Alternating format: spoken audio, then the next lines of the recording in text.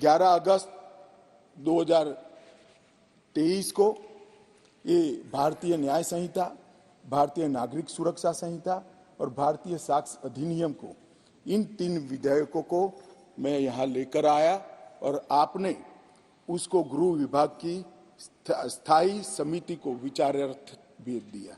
मान्यवर, वहां पर ढेर सारी चर्चा हुई।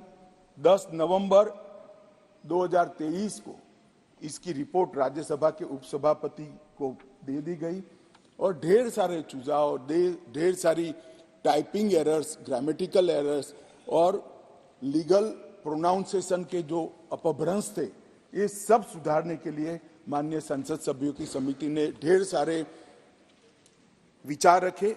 इसलिए उसको जस का तस रखने की जगह मैंने पुराना बिल रिपील कर विड्रॉ कर नया बिल लेकर मैं आज सदन के सामने आया हूं और इतने गहन विचार विमर्श के बाद मान्यवर बिल मैं सदन के सामने रखा है।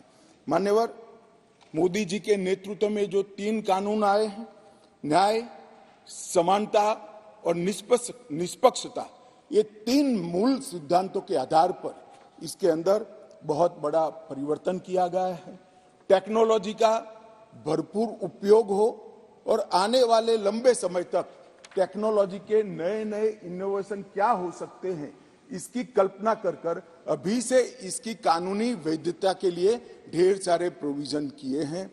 फॉरेंसिक साइंस को इसके अंदर बहुत तवज्जो दी गई है और इसके माध्यम से, ये कानूनों के माध्यम से जल्दी न्याय मिले, इसके लिए पुलिस, लॉयर्स और न्यायमूर्ति सभी पर एक प्रकार से समय की मर्यादा डालने का काम भी इस कानूनों के माध्यम से हुआ है।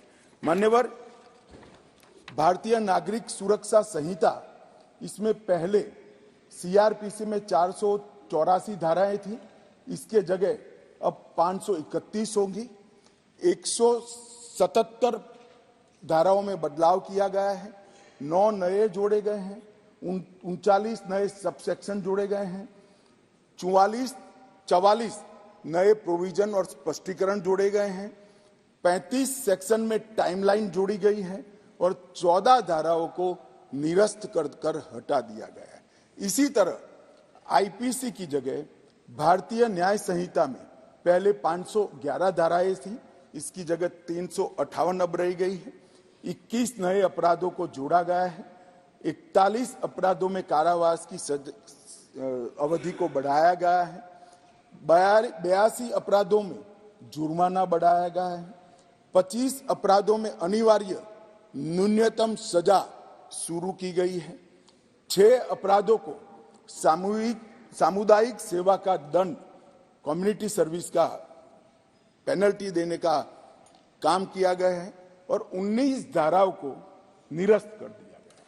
और भारतीय साक्ष्य अधिनियम, एविडेंस एक्ट को 167 धाराएं थी, इसकी जगह 170 धाराएं बनी हैं। 24 धाराओं में बदलाव किया गया है। 2 नई धाराएं, 6 उप धाराएं जोड़ी गई हैं और 6 धाराओं को हटाने का काम भी करा गया है। मान्यवर, मैं आज इस सदन को कहना चाहता हूं कि 2014 में नरेंद्र मोदी सरकार आने के बाद, एक लंबे अरसे बाद, अटल जी की सरकार ने भी ये प्रयास किया था, परंतु एक मिलीजुली सरकार थी, कई प्रकार की इसमें कठिनाइयां भी आती थी, मगर लंबे समय के बाद 2 बार इस देश की जनता ने ऐसी सरकार चुनी जिस सरकार ने अपने पूरे मैनिफेस्टो को अक्षरशः लागू करने का काम किया है और जिस मैनिफेस्टो को मैंडेट किया था, इसको लेकर फिर से जनता के सामने जाएगी। हमने कहा था हम धारा 370 और 35 से हटा देंगे, हट गई।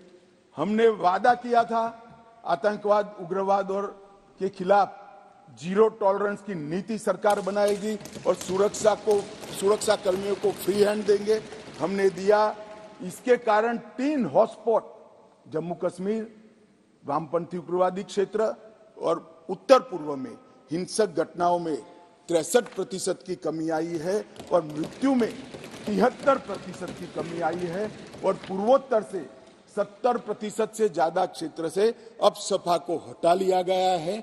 जिन्होंने अपने एजेंडा में रखा था कि हम अब सपा हटाएंगे, वो ऐसी स्थिति का निर्माण नहीं कर पाए। हमने नहीं रखा था, अब सपा को हटाया नहीं है, परंतु हमने इसके अमल को रिस्ट्रिक्ट करने में सफलता प्राप्त करी है, क्योंकि वहां कानून और व्यवस्था की परिस्थिति ठीक हो गई।